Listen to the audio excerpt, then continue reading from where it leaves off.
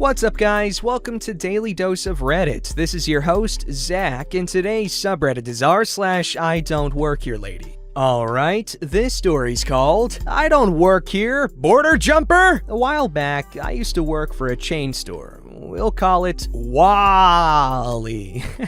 I worked doing loss prevention most days, but occasionally was on the floor doing sales work part-time because I was broke. I'm 5'5", not that well muscled, very shy and quiet. And yes, I need to mention my race, but very clearly Hispanic. This is important. Please note, I also come from a small town that is very diverse and doesn't take racism well. I had to quit close to Black Friday that year as I had gotten into the police academy for the city. It was now mid-April the following year, and I decided I would head to the store after training with a fellow cadet, and we were allowed off-site during training hour breaks to get any personal needs once a week since town was so small and it was close by. The squad needed a few cases of water and such, so we went. Now, we're both wearing blue shirts, similar to the store shirts. They clearly say Cadet, Police Academy of Redacted Town on the back and our unit logo on the front. We are covered in sweat and we both have shorts and boots on. Former cadet takes off to the snack section and I load up 4 cases of water in our buggy. After getting the 4th case into the buggy, a woman, angry Linda, Karen isn't even good enough for her, very loudly clears her throat and begins tapping her foot behind me. I assume I'm in her way and quickly turn around and excuse myself for being in her way and start to spin the buggy around to head the other way. She then yells, "Where do you think you're going?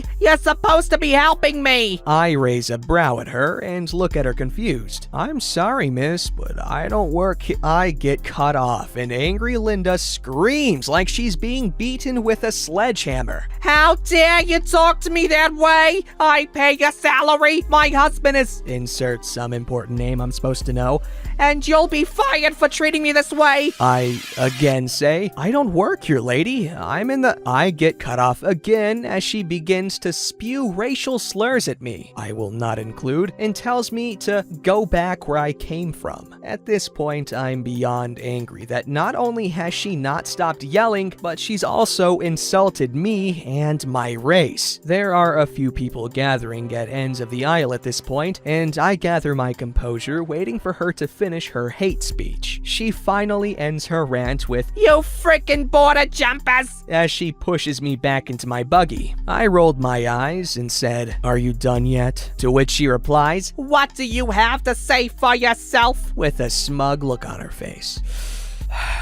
Ma'am, not only is what you just said beyond rude, but it can also be considered a hate crime to assault me after calling me a border jumper and berating me because of my race. Now, if you'll excuse me, I need to get back to my..." She cut me off again and yells, "Can someone get a frickin' manager here?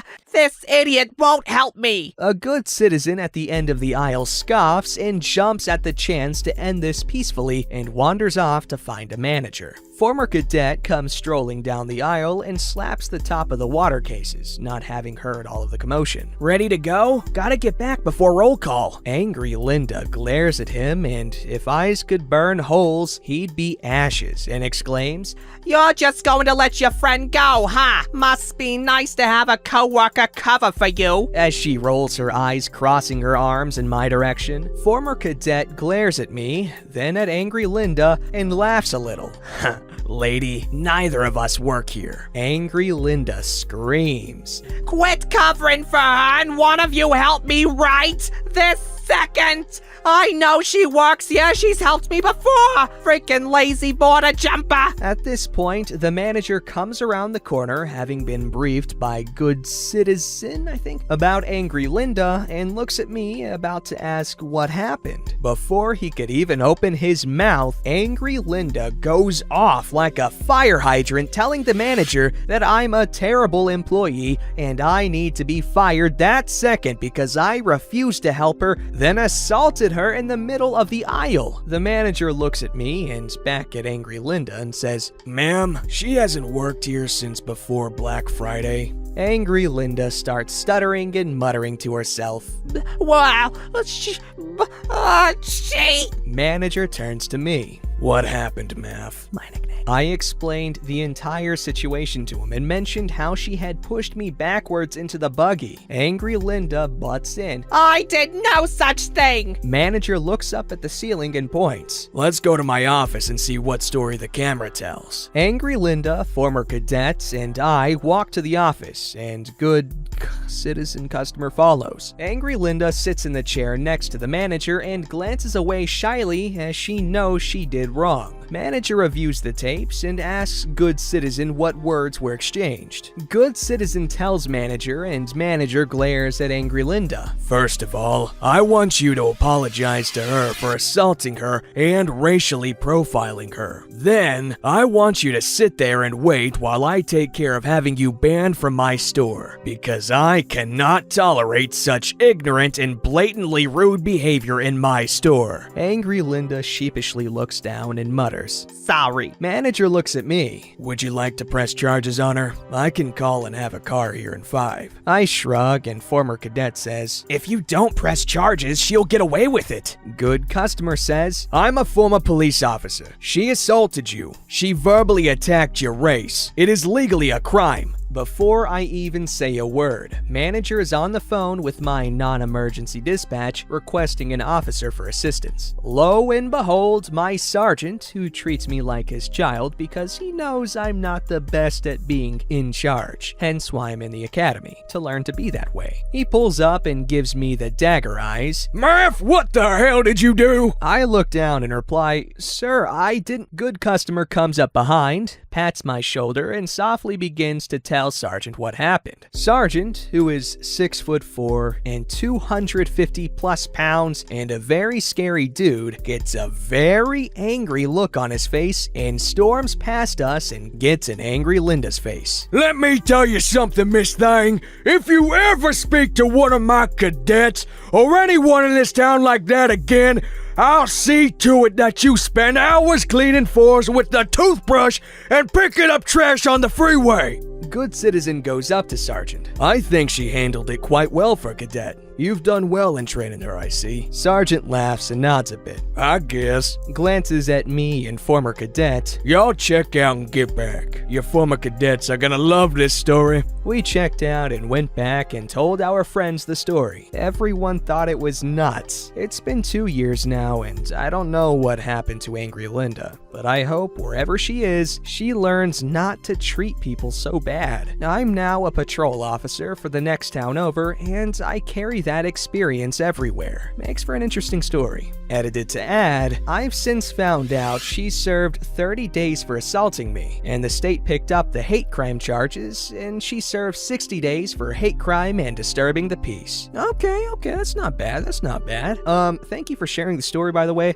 Good job on becoming a police officer, and also, guys, don't commit hate crimes. It's not very nice. This story's called, Ew, what smells like dog and vomit? So I never ever thought I'd have one of these stories, but here I am. Here's the cast. Crazy Karen. Rodney, who is a friend from high school. Me. Officer 1. Officer 2. So I work at an animal hospital. It's small but busy, and I love all our furry patients. One day mid-shift, my throat hurts. I end up vomiting. I feel like I'm losing my voice, and to me, it feels like it's summer mid-December, and my scrubs aren't that thick. My boss sends me to the doctors. I go. Find out I have the strep sinus infection, am running a 101 fever goodie. So I went straight to CVS to get the meds. While I'm waiting, I decided to get some shopping done and look around.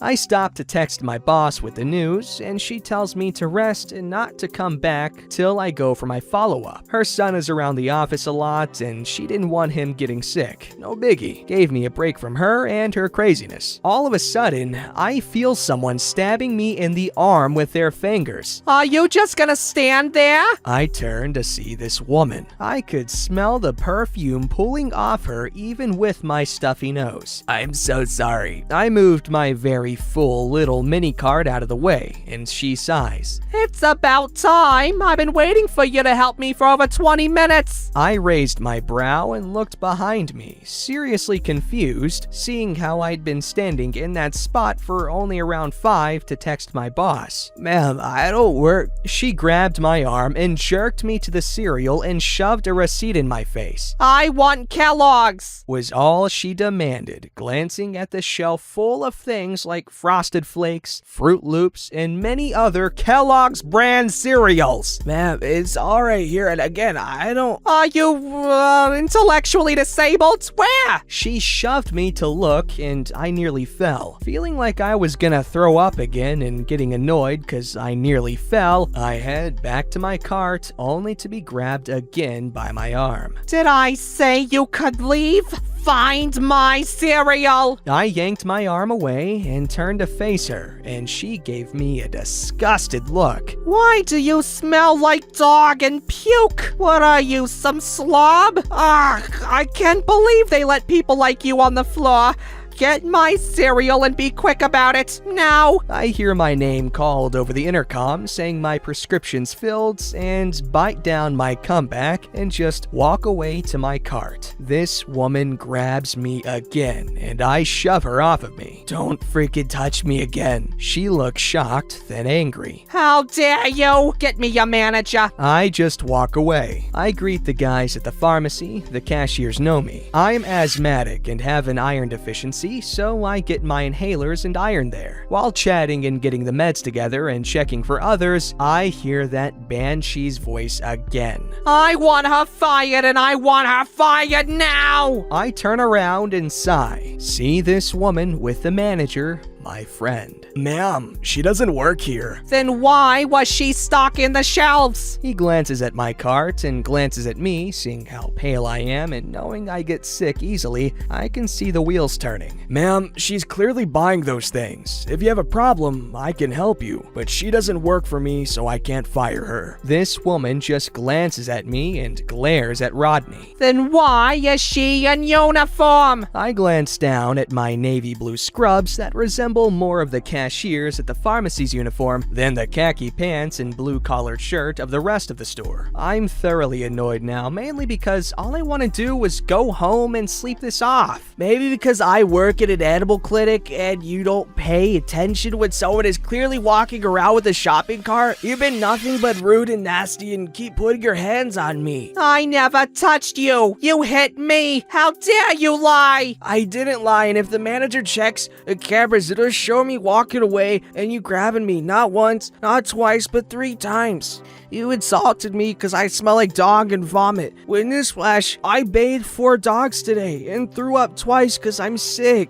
Ma'am, I suggest you please leave before I have to call the police. I can't have someone harassing my customers. She's lying. I'm calling the police. This is discrimination. She ended up calling the cops while I was ringing up the rest of my shopping, and Rodney stood by my car while I drank some OJ waiting. The cops show up and she ended up telling them how the manager and I were apparently a couple and were harassing her when all she wanted to do was buy some cereal for her sick kids. The cops pull Rodney away and question him. While doing that, this idiot comes walking over to me like she won cause she called the cops, and with that sing-songy voice of a child that just tattled on a sibling. You're in for it now, little bimbo. Ma'am, please move away from her. Cop 1 stands by me while Cop 2 follows Rodney inside. After about 15 minutes, the Cop 2 comes out and comes right to me. Ma'am, I'm very sorry for the inconvenience. Would you like to press charges? I want to go home. Am I free to go? Of course, you have a nice night. They followed her back to her car, which was double parked,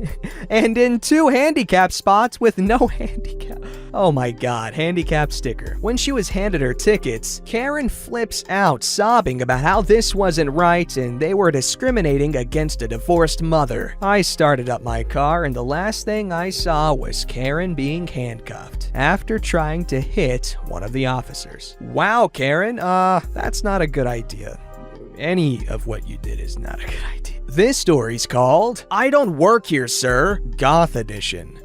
This happened just this morning. It's not exceptionally exciting, but it amused me and figure you guys would enjoy the visual. It's my 35th today, happy belated birthday, and we needed some groceries, so we decided to go to Costco. I felt like getting dressed up for once, and it's my weekend, so when we arrived, I was resplendent in a nin shirt, platform docks, black jeans, and a studded belt with all the loops and chains. I'm almost 6 foot tall and female, and we had our adorable 2-year-old daughter with us, chatting happily to the flower we had just picked together. Clearly not an employee of anywhere. On my way to produce, I stopped past the irresistible table of women's pants and found myself digging through the pile for the last pair of size 12 aubergine skinny jeans. I had moved a pile to the one behind it, and I heard "Tuna" next to me. I looked up, and there's an older man and his tiny wife standing next to the table and staring at me expectantly. "Tuna," he says, again, more insistently. I'm baffled. My brain just does not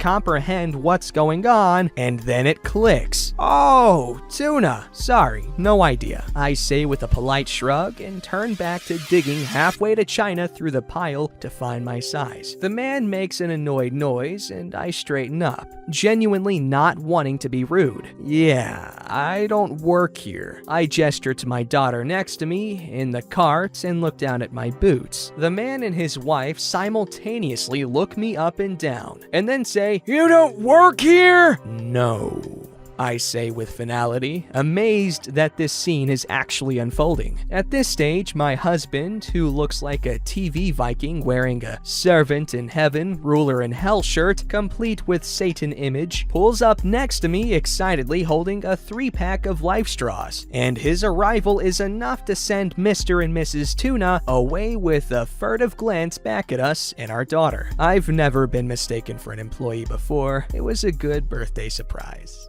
That's a really cute story. That's all I have to say. Don't forget to like, subscribe, and hit that bell to never miss an episode.